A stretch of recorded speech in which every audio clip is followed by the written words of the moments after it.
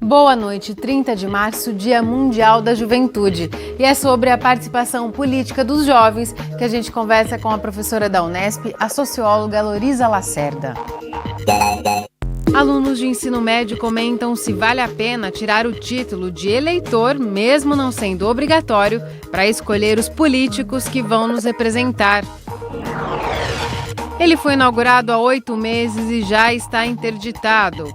A gente explica por que o viaduto Falcão Bela Vista está em obras nesta semana. Brincadeira de gente grande. Você vai conhecer o que move os apaixonados por aeromodelismo.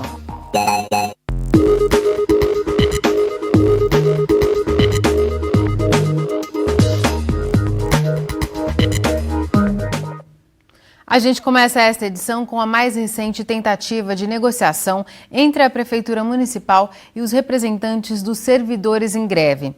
A administração mantém a oferta de reajuste de 7% com uma alteração na forma de pagamento. 4% seriam contados a partir do dia 1º de março, 1,5% seria pago a partir de julho e o outro 1,5% em novembro. A proposta do Vale Alimentação continua em R$ 360 e o abono de R$ 321, porém os dois só a partir de novembro. Os trabalhadores vão votar a nova proposta em assembleia amanhã cedo no sindicato. Hoje, 1.049 servidores aderiram à paralisação. Quem passa pelo viaduto que liga a Vila Falcão ao Jardim Bela Vista, em Bauru, já percebeu que ele está interditado desde o início desta semana. Ele foi inaugurado há 8 meses e só agora está recebendo as juntas de dilatação. O investimento vai custar cerca de R$ 150 mil. Essa é a última obra prevista na estrutura do viaduto que durante 22 anos ficou conhecido em Bauru como Viaduto Inacabado. A obra foi liberada para a circulação de veículos em agosto do ano passado. A instalação das juntas deve ser concluída até a próxima segunda-feira e tem por objetivo aumentar a vida útil da estrutura e diminuir a trepidação na passagem de veículos. Todo material que acaba vindo, entulho ou até mesmo areia, se não tiver essa junta, acaba parando entre um vão e outro. E com o tempo, o viaduto vai perdendo a vida útil. Agora, com essa junta de borracha, ela funciona como canaleta. Toda essa água acaba caindo, sendo escoada para o local certo e indo embora esse resíduo. E com isso aumenta a durabilidade. Além de um conforto para o usuário desse sistema viário. A gente vai perceber que vai diminuir aquele solavanco que tem com o carro. Isso é um serviço especializado, esse material é importado. Então contratamos a empresa, por isso que houve a necessidade de ser bem posterior à liberação desse sistema viário.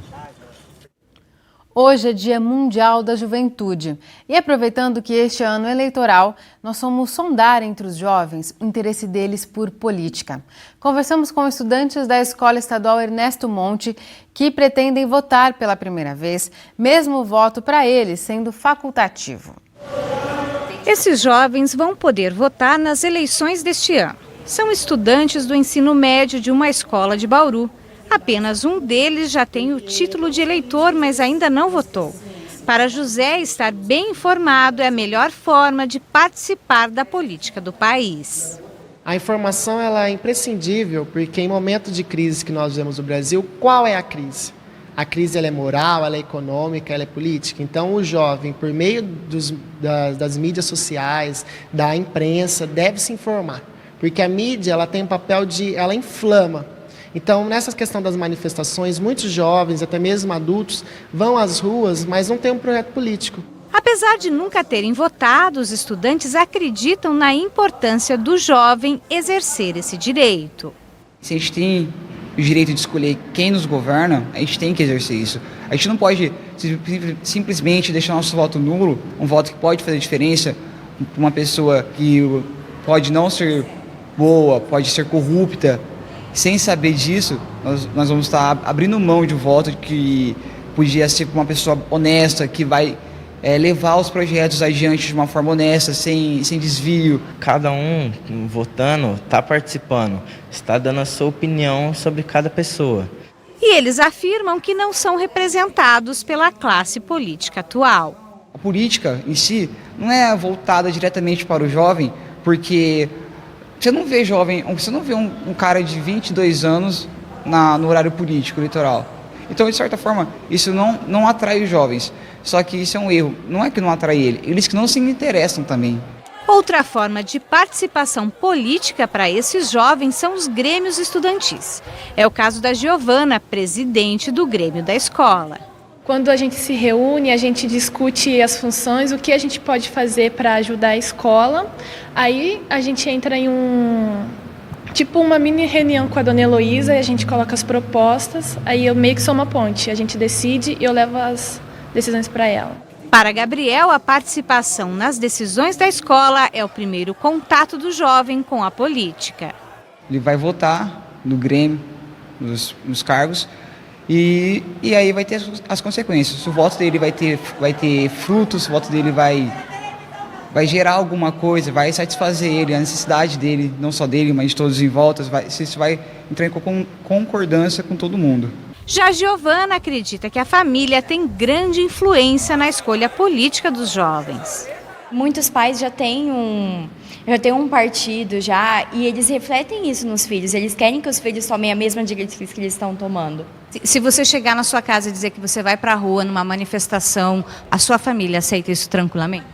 Se for contra o governo que está agora, sim. Se for a favor, não. Porque a minha mãe ela é contra muito o PT. Então, a gente ia ter que sair no pau mesmo. Jonathan estudava na Escola Estadual Estela Machado, uma das 4 unidades ocupadas por alunos em 2015 contra a reorganização escolar proposta pelo governo do estado. O estudante aprovou o movimento, mas diz que nem sempre os resultados são os esperados. Tudo que a gente batalhou, tudo que a gente teve que fazer foi em vão, porque os professores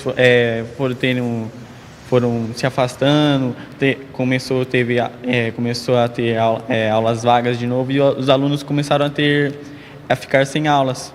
Para José, a ocupação das escolas foi uma demonstração concreta da força que os jovens têm para interferir nos rumos políticos do país. Os estudantes não têm sindicato. Então o estudante, ele num ato de rebeldia organizada, fecha as escolas, ocupa as escolas para mostrar o seu descontentamento com uma diretriz do governo que vem desde 95. E o jovem vê como uma forma de voz, como uma forma de serviço a ocupação das escolas. Então a gente tem que mobilizar e tem que criar essa consciência. Nós temos o direito. Não podemos deixar que privatizem o ensino público do estado de São Paulo. Depois do intervalo, vamos conversar sobre a participação desses jovens na política com a professora da Unesp, a socióloga Loriza Lacerda. Daqui a pouco voltamos num instante só. A gente continua a falar sobre a participação dos jovens na política. Sobre esse assunto, recebemos a professora da Unesp, a socióloga Loriza Lacerda. Loriza, muito obrigada por sua presença aqui no Unesp Notícias. Obrigada pela oportunidade. E a gente acabou de ver na reportagem o interesse dos jovens em participar ou não das eleições neste ano. Do grupo, apenas um tem o título até o momento. E os dados em relação a 2016 estão em aberto, porque os jovens ainda podem tirar o título. Mas se a gente olhar as 2 últimas eleições, Loriza, teve uma queda no número de jovens de 16 e 17 anos que votaram. Em 2010 foram 2,3 milhões, em 2014 1,6 milhão. Na sua visão, esse número é mais um reflexo da nossa população que vem envelhecendo ou pode ter a ver com o desinteresse do jovem pela política? Discutir a política hoje é um tema bastante interessante, por um lado, não é? Nos traz assim, uma motivação para entender o que isso significa e, por outro lado, dada a conjuntura que nós vivemos, é também bastante complicado olhar para isso e analisar com severidade. Entretanto, eu penso que é importante dizer que a política não tem sido, ao longo das últimas décadas, uma área, uma dimensão bem tratada e bem discutida, né? Criou-se no entendimento do povo brasileiro que a política é para alguns, para os candidatos, para os eleitos, e que nós não temos uma dimensão muito bem definida, né, da nossa participação nesse processo, e muitas vezes nos deixando pensar que apenas a atitude do voto é que nos contempla, digamos assim, quando não é verdade. A gente deveria acompanhar, deveria sistematizar de uma maneira bem organizada, né, o acompanhamento dos trabalhos, da efetivação das propostas, das realizações, enfim. Isso para dizer sinteticamente que política não é um campo de ação prestigiado no nosso país. Não que seja muito em outros países, mas enfim, pensando no nosso, né? E a juventude tem agendas muito específicas também. Uma delas, fundamental, não tem dúvida, é o mercado de trabalho. Então, a juventude se preocupa muito com isso, e está correto em se preocupar, obviamente, não é? Para ocupar um espaço no mercado de trabalho, há necessidade de pensar na sua formação e dedicar tempo à sua formação, e a política fica, portanto, mais uma vez, renegada a um segundo, a um terceiro plano, não é? Ademais, nós sabemos que o marketing político é muito forte, muito bem feito, tecnicamente falando, não é? E o marketing se ocupa apenas nos momentos eleitorais. Então, no momento do chamamento ao credenciamento desse jovem, então ele é, em certo sentido, estimulado a fazer o seu documento, que lhe credencia o direito de votar e não a obrigação, deveríamos pensar na perspectiva do direito. E, no segundo momento, o marketing chama para a disseminação das propostas, ideias, projetos, enfim, né? Então não há uma prática recorrente, não há uma educação política sobre a qual possamos nos assentar, né? E esperar que os jovens tenham então uma determinação e uma prática, né, mais contínua de participação. Então eu penso que há uma degradação muito forte no campo da política, não só pelo momento atual, penso isso no sentido mais amplo possível, e nessa degradação o jovem, muito inteligentemente, seleciona as suas pautas, não é? E este campo fica um pouco renegado à sua pouca importância. É uma pena, porque é exatamente nesse espaço onde as definições são feitas, onde os projetos são selecionados, né? E onde eventualmente se pode constituir projetos de futuro que muito interessam essa juventude. Nesse cenário, Loriza, de convulsão política, muitos partidos envolvidos, a maioria dos partidos envolvidos em investigações, em escândalos de corrupção, o país paralisado no meio de um processo de impeachment, alguns grupos indo às ruas para protestar. E principalmente entre o grupo que pede o afastamento da presidente, está muito claro que o perfil das pessoas que estão lá são pessoas mais velhas, quase não há jovens. Tem a ver com isso que você acabou de dizer, Loriza? Talvez a pauta, eles não estejam carregando as pautas que são da juventude. É importante a gente pensar um elemento nessa questão. As agências de socialização da juventude hoje estão além da escola e da família. Anteriormente, família inicialmente formava, digamos, né, o perfil desse jovem, desses filhos, depois da família a escola, e estas preocupações, vamos dizer, se voltavam, por um lado, mais afetivamente na família e na formação educacional na escola. Hoje as agências são outras, né? Nós temos a internet e os meios de comunicação. Isso não é qualquer coisa. Há uma profunda distinção no processo de socialização dessa juventude. Ela não é desinformada, como muitos pensam. Ela não tem uma formação de profundidade, eu diria, mas ela tem uma informação, às vezes tênue, às vezes um pouquinho superficial, mas não lhe escapa o que acontece no cenário tanto nacional, local, nacional e internacional. Entretanto, as formas de participação são outras, eu penso, né? Eu pessoalmente, pertenço a uma geração cuja ação concreta de reivindicação, de apresentação de pautas de protesto, etc., se dava explicitamente na rua. É um pouco a herança do próprio período da ditadura, quando a gente pensa para trazer uma manifestação, a caminhada dos 100 mil, por exemplo, ou a caminhada com a família dos 500 mil, enfim, que eram manifestações explícitas, porque havia uma necessidade de empoderamento desses setores, mas que garantisse isso de maneira física, material, palpável. Então era gente na rua.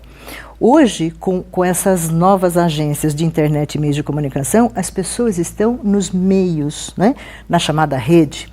não estão ausentes, não estão fisicamente presentes, setores, não é, desta juventude, não está fisicamente presente nas ruas, mas está de uma maneira muito significativa participando, talvez possamos botar aspas, porque é um outro conceito, é um outro modelo de participar, mas estão ali participando, trocando ideias, lendo textos, muitas vezes reproduzindo conteúdos equivocados, é importante que se diga, não é?